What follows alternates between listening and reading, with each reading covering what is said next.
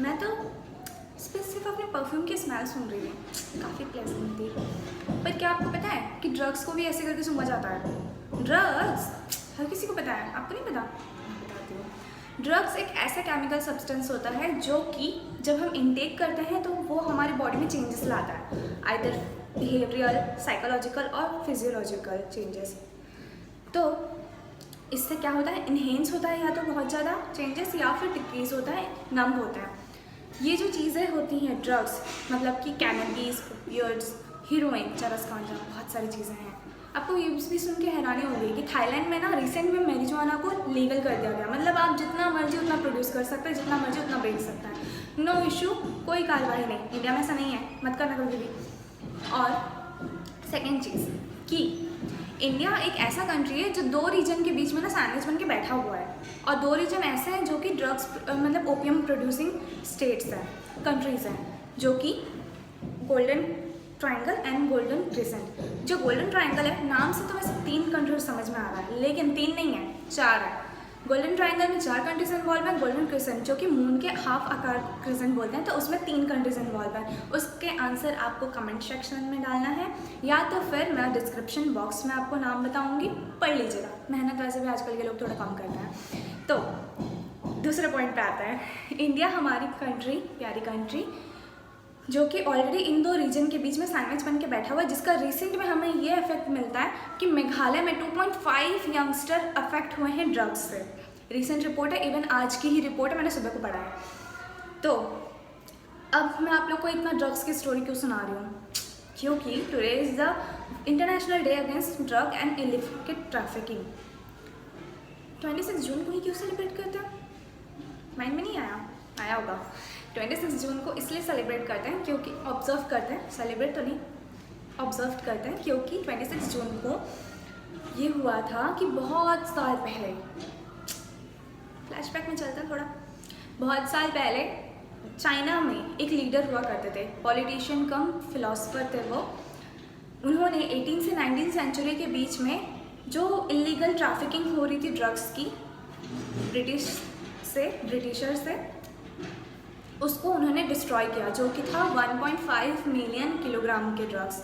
उसको उन्होंने डिस्ट्रॉय किया, और इस डिस्ट्रक्शन में उन्होंने 3 जून से लेके 26 जून तक का टाइम उन्हें लगा था, और 26 जून को पूरा समाप्त हो चुका था।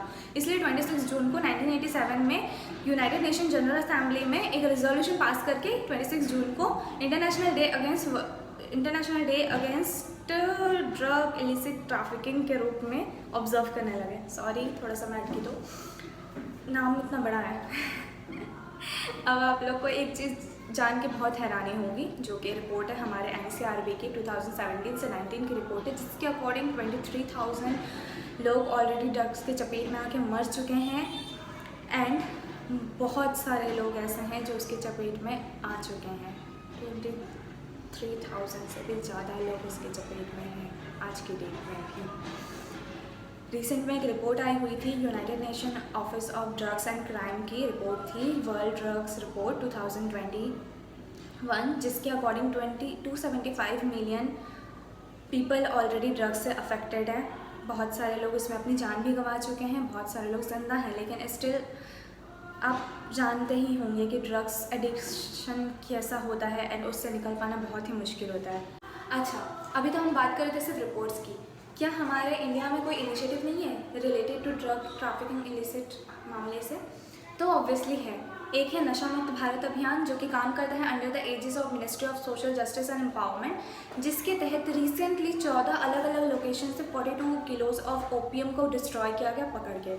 सेकेंड जो प्लान है वो है national action plan for the drug demand reduction, जो कि काम कर रहा है 2018 से लेके 2025, सेम मिनिस्ट्री है दोनों का।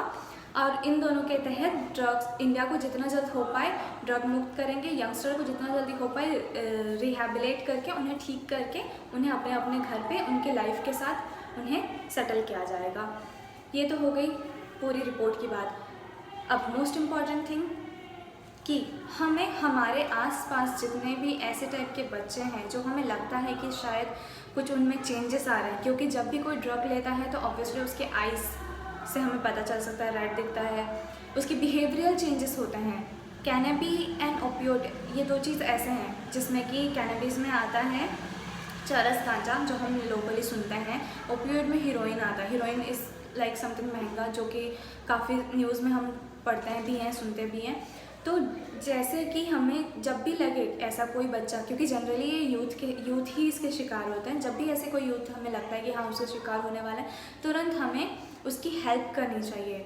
उसे रिहैबिलिटेशन सेंटर में उसे आइदर डालना चाहिए या फिर ministry of Social Justice and empowerment से हमें कांटेक्ट करने की कोशिश करना चाहिए और उस बच्चे की मदद करना चाहिए, क्योंकि उन्हें सबसे ज़्यादा हमारी मदद की ज़रूरत रहती है। जनरली यंगस्टर इसके चक्कर में इसीलिए ही आते हैं क्योंकि वो आइदर बहुत ज़्यादा मतलब शो ऑफ करना चाहते हैं, अपने बड़े सीनियर को दिखाना चाहते हैं कि like I yes I am cool, लेकिन ऐसा नहीं होता है। आप ये सब चीज़ें करके अपनी फैमिली को डिस्ट्रॉय करते हो, अपने आप को डिस्ट्रॉय करते हो। मोस्ट इंपॉर्टेंट थिंग, अपने आप को डिस्ट्रॉय करते हो, अपने करियर को बर्बाद करते हो और फिर तो अपनी फैमिली को तो बर्बाद कर ही रहे हो आप। तो हो पाए जितना हो पाए इन सारी चीज़ों से दूर रहो, पढ़ो आराम से, अच्छे से पढ़ाई करो, लाइफ में कुछ आगे करो और अपने देश का नाम रोशन करो। Thank you so much.